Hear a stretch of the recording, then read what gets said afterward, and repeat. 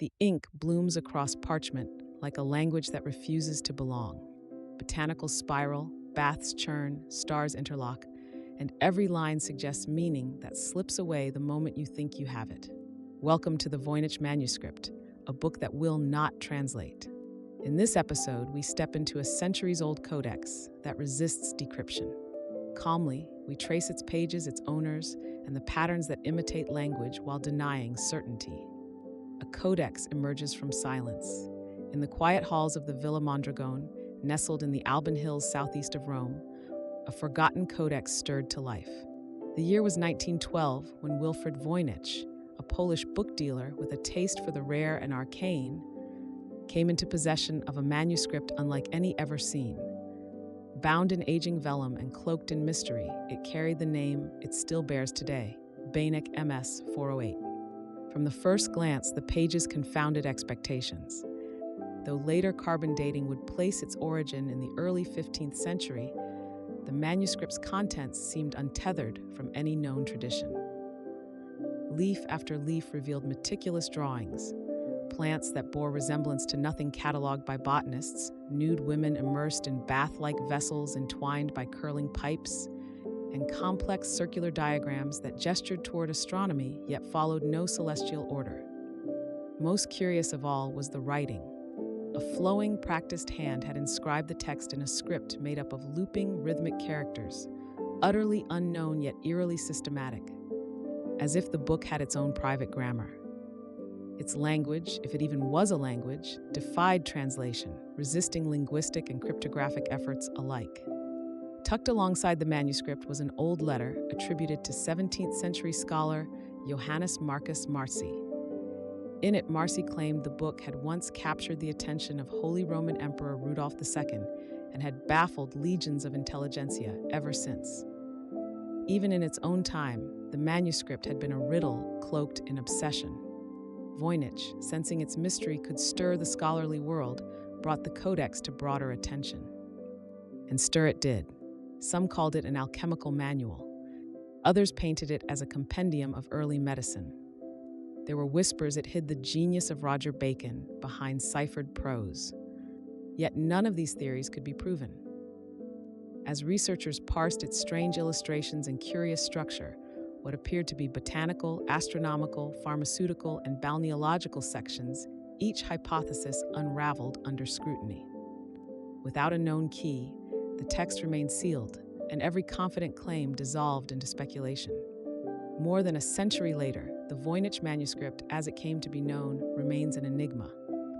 A book written with intention but severed from meaning, it stands at the intersection of scholarship and wonder, a silent voice from the past, whispering nothing we can yet understand, patterns that behave like language. As soon as high-quality photographs of the Voynich manuscript began to circulate among academics and amateur sleuths alike, a different sort of scrutiny emerged. Gone were the casual glances and speculative sketches. In their place came the rigors of linguistic analysis and statistical modeling. The text, inscrutable at first glance, began to yield patterns that seemed oddly familiar. Cryptanalysts noted something curious. The distribution of word frequency followed curves that mirrored those found in natural human languages. Shorter words were more common than longer ones, forming patterns reminiscent of Zipf's law, a statistical backbone of organized syntax. Certain glyphs, though still nameless, tended to appear at predictable positions, near the beginning or end of words, as though obeying some unseen grammatical order. There were also positional regularities at the line level. Words at the starts of lines acted differently than those tucked in the middle or resting at the end. This kind of behavior isn't random. It's seen in structured languages where context and position shape meaning. These findings gave rise to cautious optimism. Perhaps the manuscript wasn't a hoax after all. Perhaps, hidden within those meticulous loops and alien flourishes, was a language waiting to be deciphered. Then the anomalies surfaced. Instead of clarifying the mystery, these newfound structures only deepened it. Words repeated themselves with unnerving proximity, the same clusters, again and again almost chanted. Entire lines mirrored one another, as though they had been copied from a concealed template. The manuscript contains very few examples of what might be lists and conspicuously lacks any punctuation marks. This absence of textual breaks adds to the sense of fluidity, but also to the manuscript's refusal to yield clarity. Complicating matters further are the textual variants. Linguistic patterns diverge between sections, forming what researchers have described as two distinct hands or dialects. This observation, first made by 20th century analyst Prescott Currier, was based on variations in glyph shapes and letter frequencies from one portion of the manuscript to another. Whether these are true dialects or simply stylistic shifts remains an open question. Meanwhile, the plant illustrations, which might otherwise offer cultural or botanical clues, remain elusive. They straddle the line between real and imagined flora, resisting classification and defying identification efforts across centuries. According to researchers cited in plant identification debates, portions of the flora resemble known species only in fragments, as though drawn from memory or dream. As more is measured, less is known. The manuscript teases with linguistic possibility, presenting a text that moves and behaves like language, and yet no one can convincingly read it. Every pattern comes with a caveat. Every rule spawns an exception. In the end, it forms a quiet paradox. The closer the text comes to appearing rational, linguistic, even readable, the more maddeningly incoherent it becomes. Dating the vellum, deepening the mystery. In the early years of the 21st century, a team of researchers conducted radiocarbon dating on several folios of the Voynich Manuscript. Their findings placed the parchment, or vellum, squarely in the first half of the 15th century. Multiple samples from different sections supported this time frame, anchoring the physical origin of the material to the early 1400s. Pigment analysis followed. Specialists examined the manuscript's inks and paints, hoping to detect telltale signs of forgery or modern interference. But the chemical profile told a different story, one of historical authenticity. The pigments were consistent with substances available during the medieval period, dispelling theories that the book might be a 19th or 20th century hoax. No modern compounds lurked beneath the cracked surfaces. No easy answers emerged. This shift in scientific consensus redirected the debate. If the parchment and pigments were genuinely medieval, then the enigma of the Voynich manuscript could no longer be dismissed as a modern fabrication or elaborate game. Instead, it must be contended with as a genuine artifact, one crafted, copied, or compiled in an age of alchemy, astrology, and guarded knowledge. Hints of the manuscript's journey surfaced in centuries-old correspondence. Letters from the 1600s referenced a mysterious book being offered to Emperor Rudolph II of the Holy Roman Empire, and later passing through the hands of Central European scholars. One letter described attempts to decipher the text by appealing to Athanasius Kircher, a Jesuit polymath known for his own bold, if sometimes erroneous, interpretations of ancient scripts. The illustrations within the manuscript added more layers to the mystery. Researchers attempted to catalog and identify the hundreds of stylized plants depicted throughout its pages. But the results diverged wildly. Some patterns appeared Mediterranean. Others pointed towards Central Europe. A few suggestions, more controversial, even hinted at species from the New World, a geographic anachronism if taken at face value. As speculation swirled, the manuscript itself found a stable home. Locked safely in a climate-controlled case at Yale University's Voynich Rare Book and Manuscript Library, it was digitized in high resolution and released to the public. Anyone with the time, patience, or obsession could now wade into its puzzle, free to scrutinize every glyph, every vine, every illustrated bath and diagram. Science had confirmed one truth: the manuscript's materials were authentic and old. But that certainty only deepened the unease. If the manuscript was created in a real medieval context, and if its imagery and text were not fraudulent, then what kind of mind conceived it?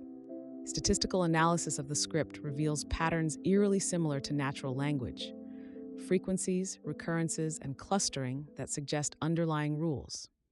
Yet no codebreaker, linguist, or artificial intelligence has managed to untangle its logic completely. The parchment is real, the ink is sincere, the mystery remains intact. Hands, quires, and the mathematics of ink. At first glance, the Voynich manuscript appears organic, almost chaotic in its dense illustrations and strange calligraphy. But behind its mysterious face lies a structure as deliberate as it is puzzling. Researchers began by charting its physical layout. The 240 surviving pages are grouped into gatherings called quires, bundles of vellum folded and stitched. Early numerals, scrawled in a different hand and ink, number these bundles, though some are out of order. A faint ruling system is visible on many pages, subtle lines guiding the consistent spacing of the cryptic script. Paleographers have discerned at least two distinct scribal hands. Each brings its own rhythm to the page. Differences in pen pressure, shapes of loops, and how characters taper at the ends suggest this wasn't the solitary work of a single scribe.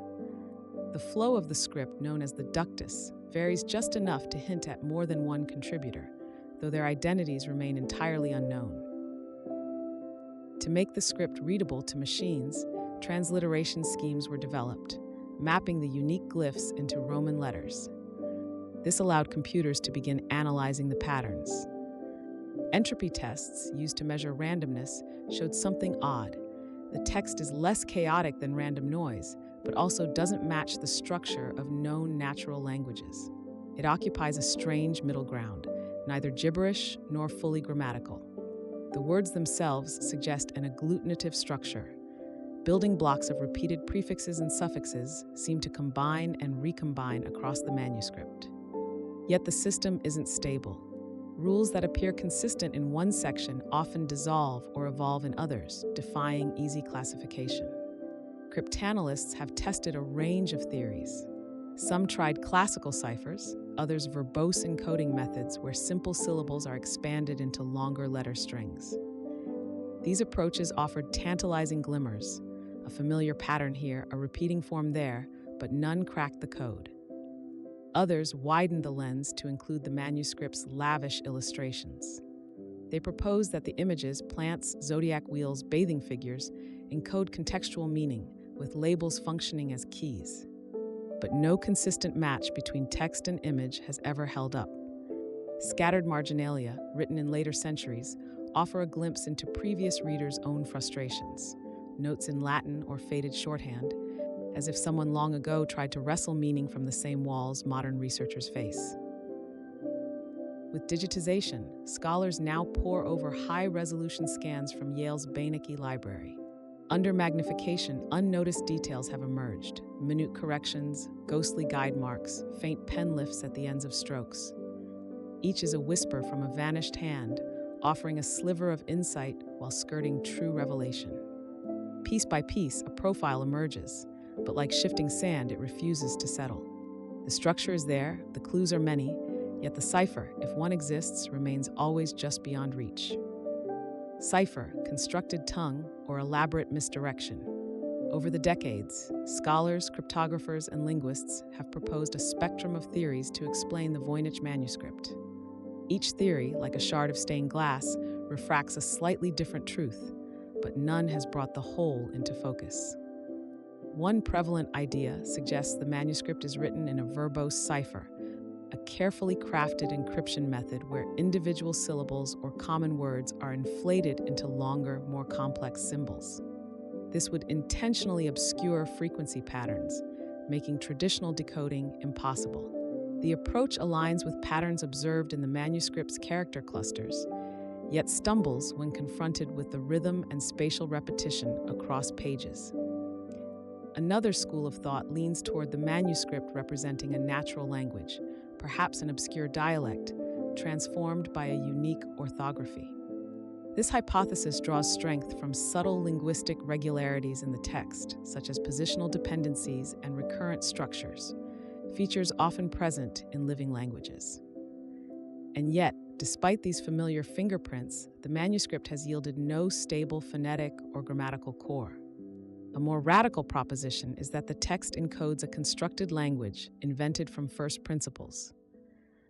Much like an ancient conlang, a language deliberately devised, the text may be syntactically sound without any modern linguistic analog. This would explain its structural consistency without the expectation of decipherable vocabulary. But this theory, too, is haunted by the absence of a Rosetta Stone. No translation key, no annotation, no cultural trace. Researchers have also explored the idea of steganography, the practice of hiding information not in the text itself, but in what surrounds it. Perhaps it's not the glyphs that matter at all, but their placement, the sequencing of illustrations, or even the physical layout of the pages. In this light, the drawings of custom plants and strangely ambiguous bathers may carry meanings quite independent of the text. And finally, the lure of skepticism. Some argue that the manuscript is nothing more than an elaborate hoax, a stunning feat of apophenia, designed to mimic the surface traits of language without conveying a single real word. This view gained traction in the 20th century, but struggles under scrutiny.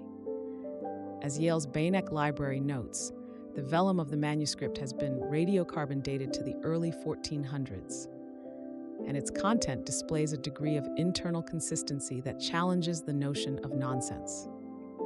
Each theory illuminates certain aspects of the manuscript while leaving others in darkness. The verbose cipher accounts for distribution patterns, but not for positional grammar. Natural language explanations bring linguistic techniques to bear, yet offer no viable codebook. The hoax theory underestimates the document's sheer effort, complexity, and age. What remains is a stalemate, an intricate web of seductive patterns and interpretive gaps, a puzzle that has invited some of the sharpest minds to play and so far allowed none to win. An open archive, a restless audience.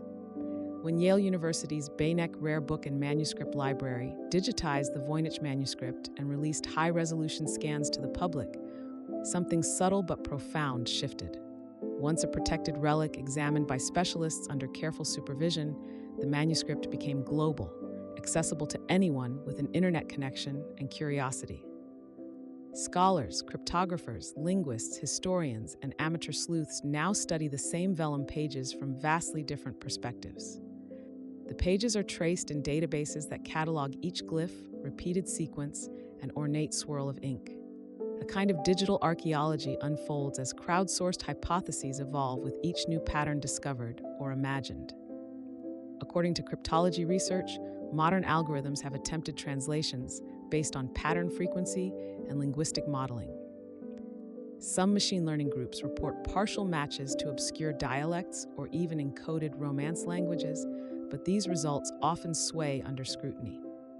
Critics point to methodological pitfalls like overfitting, where models seem credible only because they're tailored so tightly to the problem that they circle back to themselves. Meanwhile, botanists argue over the origins of the manuscript's otherworldly plants. Some see resemblances to known herbs and flowers. Others argue the drawings are imaginative, perhaps symbolic, perhaps nonsense. No consensus settles long. Alongside peer-reviewed journals, forums, and Reddit threads keep the discussion alive, populated by volunteers who test pronunciations, script orientations, and even color theory. Some methods are inventive, grounded in comparative linguistics or medieval pharmacology. Others walk a finer line, fueled more by belief than by rigor. Educational institutions now teach the Voynich as not just a mystery, but a mirror. Museums and universities present it in lectures on methodology, highlighting the risks of confirmation bias and the seductive pull of meaning where there may be none. Still, there is something quietly magnetic about the manuscript itself. Behind glass in the Voynich Library, it rests in a controlled hush, brown ink, aged vellum, arcs and curlicues that refuse surrender. And yet online, its digital shadow moves endlessly. Each scan is a spark, each theory a ripple. Generation after generation, it beckons the next reader to try again, to trace meaning in the margins, to believe they might see something everyone else missed. When patterns behave like promises, the Voynich manuscript rests in its glass case at Yale's Voynich Rare Book and Manuscript Library, surrounded by silence.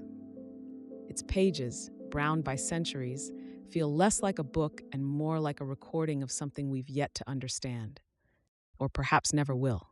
There's an undeniable rhythm to its script, a cadence to the symbols as if they were written with intention, even fluency.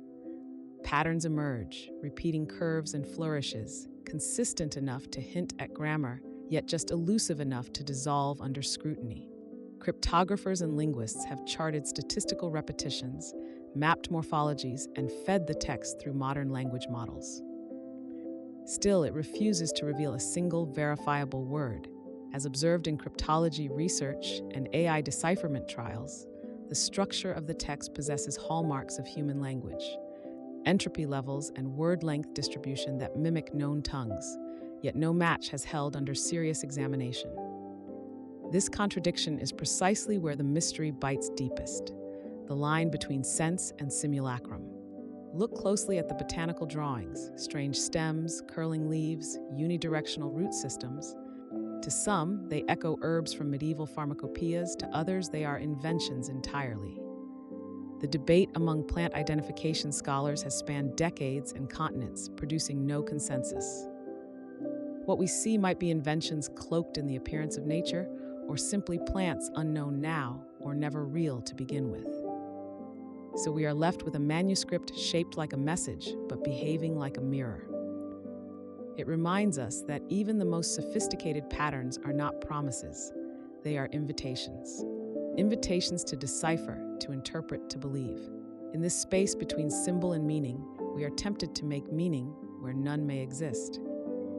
The human mind leaps across data voids, builds bridges out of intuition, and reads silence as pause instead of punctuation. Whether the Voynich was meant to encode a lost knowledge, or whether it's a masterwork of structured illusion, we might never know. But within each indecipherable glyph lies that quiet pull, the promise of understanding just outside the limits of the known. And still, the pages whisper. You have been watching Nightmare Nook. If this journey through the Voynich Manuscript leaves you with more questions than answers, that is the point. Subscribe for the next careful descent into histories that do not yield easily.